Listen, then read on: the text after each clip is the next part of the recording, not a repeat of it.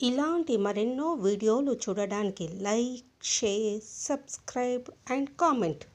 ఈరోజు ఈ వీడియోలో ఆషాఢ పూర్ణిమ ఎప్పుడు ప్రారంభమై ఎప్పుడు ముగుస్తుంది, ఈ పౌర్ణమి యొక్క ప్రాముఖ్యత ఏమిటి అనే విషయాల గురించి తెలుసుకుందాము. ఆషాఢ మాసంలో వచ్చే పూర్ణిమను ఆషాఢ పూర్ణిమ అంటారు. ఈ రోజున ప్రజలు విష్ణువును పూజిస్తారు మరియు గోపద్మ వ్రతాన్ని ఆచరిస్తారు. ఆషాఢ పూర్ణిమను గురు పూర్ణిమ కూడా జరుపుకుంటారు. ఈ రోజున గురు పూజోత్సవం జరిపి గురువుకు కానుకలు, బహుమతులు సమర్పించి వారిని సత్కరించి వారి ఆశీర్వాదాలు తీసుకుంటారు. తమ జీవితానికి మార్గనిర్దేశం చేసి ముక్తి వైపు నడిపించినందుకు ప్రతిఫలంగా ఇలా చేస్తారు. గురువుల పట్ల ఇదే గౌరవం అన్ని వేళలా పాటిస్తున్నప్పటికీ ఈరోజు వ్యాస మహాముని పుట్టినరోజు కాబట్టి ఈ రోజుకంత ప్రాధాన్యత ఉంది. ఈ రోజున చాలామంది ప్రజలు రోజు పొడవునా ఉపవాసం ఉంటారు. సూర్యోదయం వేళ ఉపవాసం ప్రారంభించి చంద్రోదయం వేళకు ఉపవాసం ముగిస్తారు. చంద్రోదయాన్ని చూసిన తర్వాత లేదా సాయంత్రం పూజలు ముగిసిన తర్వాత ఉపవాసకులు ఆహారం స్వీకరిస్తారు.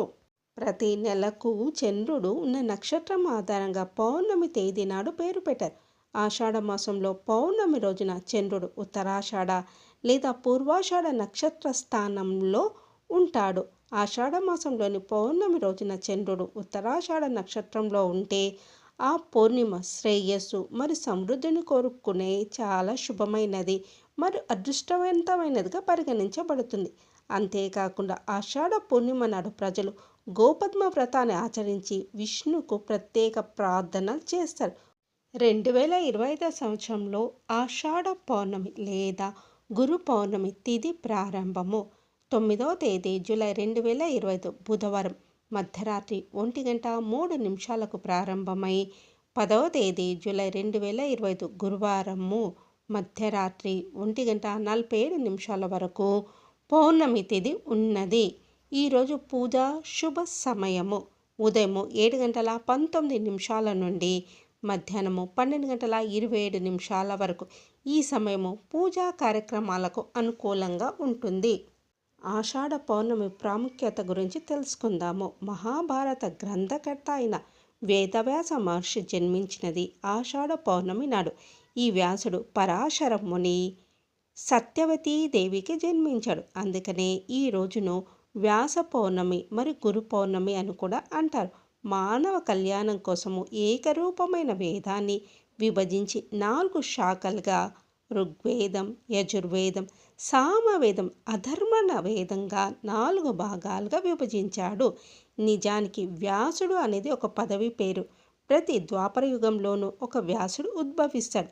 సాక్షాత్ ఆ శ్రీమన్నారాయణుడే వ్యాసుడిగా అవతరిస్తాడు.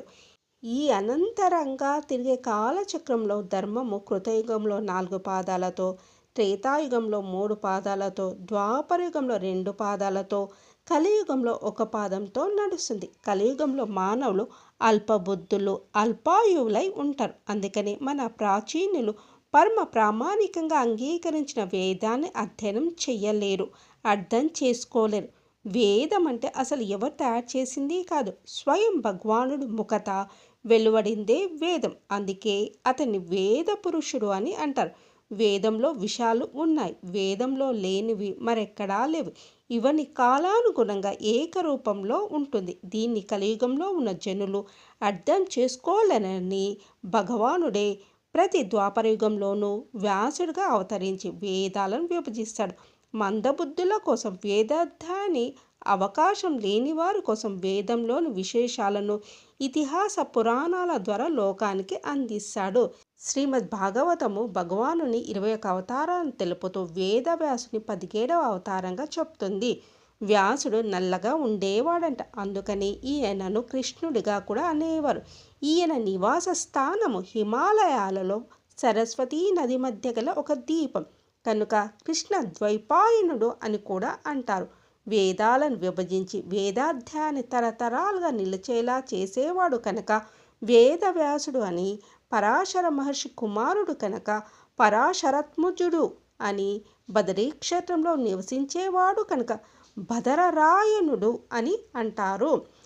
సర్వభూతముల యందు దయ కలిగి ఉండుట, సత్య మార్గంలో నడుచుట, శాంతి గుణాన్ని కలిగి ఉండుట, ఈ 3 గుణాలను అందరూ అలవర్చుకోవాలని వ్యాసుల వారు తెలియజేశారు.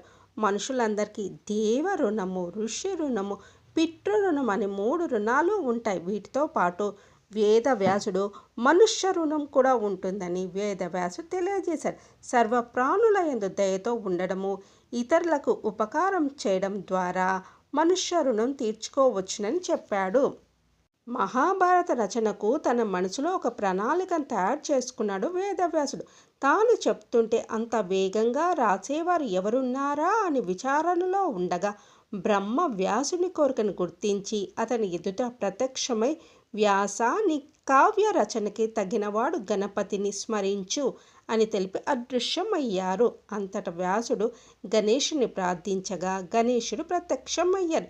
ఈ మహాభారతానికి నువ్వు లేఖడివి కావాలి అని తెలుపగా గణేశుడు అనుమతించాడు. వేదవ్యాసుడు చెప్తూ ఉంటే గణాధీశుడు రచన సాగించాడు. గురు శిష్య సాంప్రదాయం ఏనాటిదో అయినా వేదవ్యాసుడిని మొదటి గురువుగా చెప్తారు. వేదాల 4టిని తన 4 శిష్యులకు బోధించి భాగవతాన్ని శకునకు బోధించాడు. శిష్యులను పరంపరగా బోధించమని కోరాడు. మంచి బ్రహ్మవేత్తల పరంపరలో జన్మించి లోకానికి జ్ఞాన భిక్షను ప్రసాదించడం వలన భారతీయ ఆధ్యాత్మిక విజ్ఞాన శిఖరాలను అధిరోహించిన వారిలో మహోన్నత స్థానాన్ని పొందాడు. ఆషాఢ పౌర్ణమిని ఎలా జరుపుకోవాలో తెలుసుకుందాము. ఈరోజు వ్యాసదేవుణ్ణి గురువుగా భావించి వ్యాసపీఠం మీద భారత, భాగవతాది పవిత్ర గ్రంథాలను ఏర్పాటు చేసుకొని వ్యాస లేదా విష్ణు అష్టోత్తర నామాలతో పూజించుకోవడం మన సాంప్రదాయం. అలాగే మనకు భగవద్ జ్ఞానాన్ని ఒసగిరిన గురువులను నూతన వస్త్రాలతో దక్షిణ తాంబూలాదుతో సత్కరించుకోవడం ఒక సాంప్రదాయం. అదేవిధంగా వేదం ప్రతిపాదించిన మేధ దక్షిణామూర్తి, దత్తాత్రేయ స్వామి, రమణ మహర్షి, శంకరాచార్యుల వంటి వారిని పూజించి తరించాలి. అవకాశం ఉన్నవారు గిరి ప్రదక్షిణ చేయాలి. గోవర్ధనము, అరుణగిరి, సింహగిరి వంటి గిరులను పరిక్రమ చేయడము ఆధ్యాత్మికంగా, ఆరోగ్యపరంగా చాలా ఉత్తమం. ఈరోజు రాత్రి సమయంలో చంద్ర కిరణాల్లో ఔషధీ తత్వం ఉండి మనసు ప్రశాంతత చిక్కుతుంది. ఇది అవకాశం లేనివారు ఈరోజు రాత్రి చంద్రోదయం తర్వాత వెండి గిన్నెలో ఆవు పాలు పోసి అందులో ఏలకుల పొడి, పటిక బెల్లం కలిపి ఆ గిన్నెను చంద్రకిరణాలు సోకే విధంగా తులసి కోట వద్ద ఉంచి లలితా సహస్రనామ స్తోత్ర పారాయణం చేసి ఆ లలితా అమ్మవారికి నివేదన చేసి ఇంటిల్లిపాది తీర్థంగా తీసుకుంటే వారిపై ఆ తల్లి కరుణ సంపూర్ణంగా కలుగుతుంది. అలాగే మన గురు పరంపరను స్మరించుకోవడం ఉత్తమం.